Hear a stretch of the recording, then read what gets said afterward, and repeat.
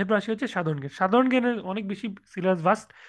যারা কিনা হচ্ছে আমাদের সাথে যুক্ত আছেন, তাদের কিন্তু আমি প্রত্যেকটা ক্লাসের মধ্যে, প্রত্যেকটা আলাদা আলাদা ক্লাসে সিলেবাস অ্যানালাইসিস করে দেখেছিলাম কোন চ্যাপ্টারগুলো বেশি ইম্পর্টেন্ট চ্যাপ্টারগুলো কিন্তু আমাদের ওই যে লেকচার ম্যাটেরিয়ালসের মধ্যে ভালো করে মার্ক করা আছে। এবং সাথে সাথে হচ্ছে রিসেন্টলি আসা যে প্রশ্নগুলো, অনেকগুলো প্রশ্নের উত্তরও কিন্তু আমাদের চ্যাপ্টারের মধ্যে কিন্তু আছে।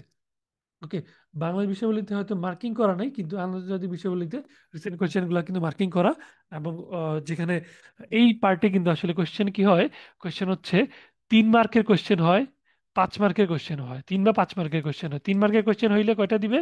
5টা দিবে। আর 5 মার্কের কোয়েশ্চেন হলে 3টা দিবে। সো সেই অনুযায়ী, অথবা আবার কিন্তু একটা যে কাজ করে, পেসি একবার করেছিল 2টা এক্সামে 10 মার্কের কোয়েশ্চেন করে। 10 মার্কের কোয়েশ্চেন বাংলা বিষয়গুলিতে 2টা, প্রত্যেকটা 20 আহ, 10 মার্কের যদি কোয়েশ্চেন করে তাহলে হয়তো, যেহেতু 30 মার্ক, তাহলে হচ্ছে 3টা কোয়েশ্চেন, অথবা জাস্ট হয়তো 40 মার্কের কোয়েশ্চেন কিন্তু বাংলাদেশ অ্যাফেয়ার্স, ইন্টারন্যাশনাল অ্যাফেয়ার্স থেকেও আসতে পারে।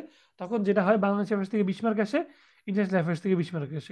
এখানে যদিও সিলেবাসে উল্লেখ করা যায় আসলে 15 15, তবে এলজিডির আসলে হচ্ছে ওই যে আপনার যে ফাইনাল যে রেজাল্টের যে শীটটা ছিল, সেখানে কিন্তু আসলে বাংলা বিশ্ববিদ্যালয় আন্তর্জাতিক বিশ্ববিদ্যালয়ের উল্লেখ করা ছিল সাধারণ জ্ঞানের ব্র্যাকেটে। সো বিজ্ঞান থেকে কোশ্চেন নাও আসতে পারে, কিন্তু আপনাদের কোর্সের মধ্যে কিন্তু আপনার বিজ্ঞান আপনাদেরকে পড়িয়েছে, যদি আসে তখন কি করবেন?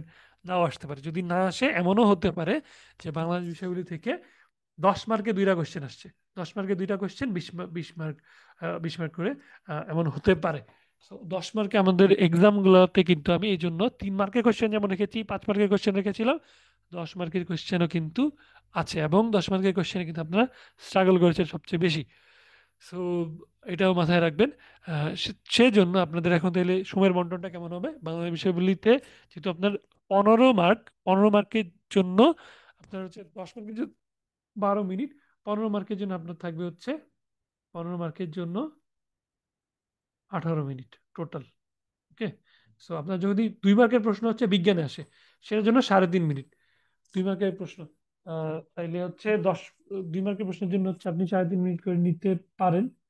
না, এখানে সরি এখানে একটু এটা ভুল হচ্ছে।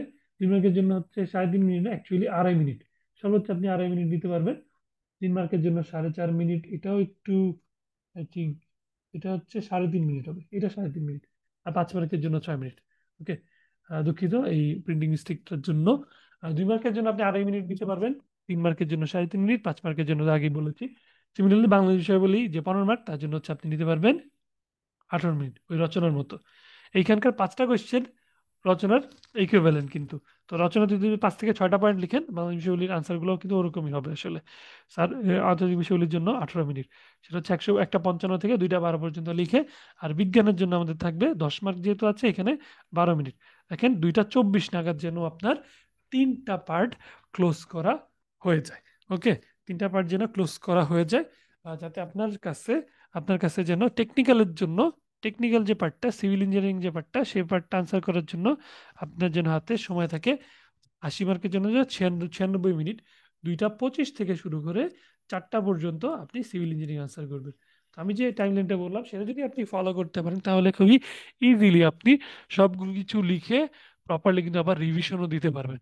ওকে, কিন্তু এই টাইমলাইন তো আপনি বলবেন যে ভাই এগুলো তো শুধু স্বপ্নে এক্সিস্ট করে, এটা শুধু শুধু প্ল্যান করা যায়, কিন্তু এক্সিকিউট করা তো কঠিন।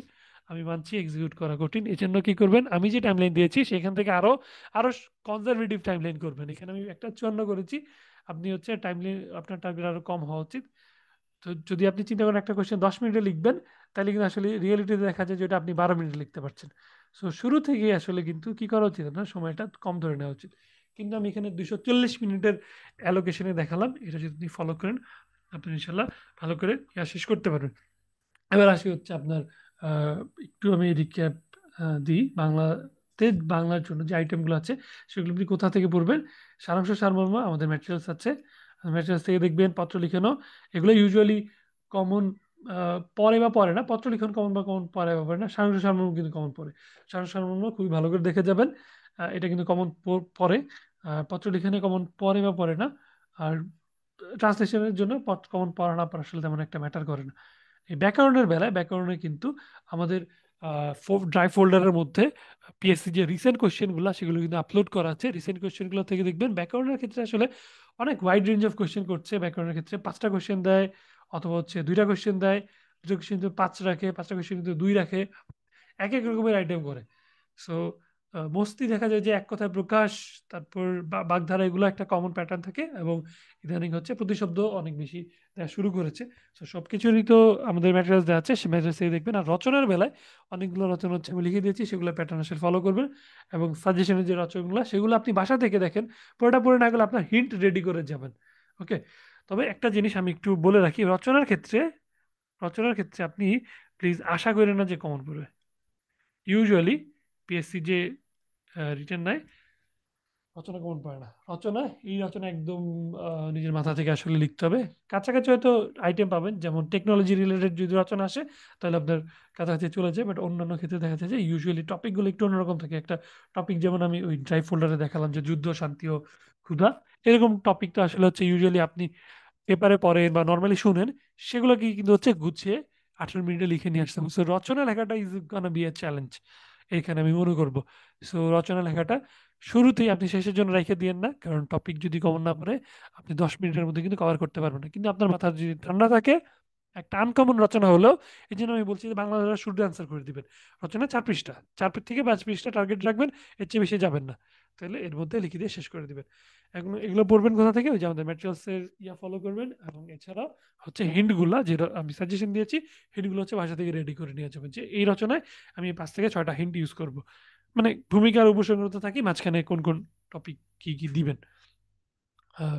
ওকে, এবার আসি হচ্ছে ইংরেজির ব্যাপারে এসে যেহেতু রিপিটিশন হয়, তো আমার যে সাজেশন আমি দিচ্ছি, সাজেশনের টপিকগুলো অনেক বই বই পাবেন।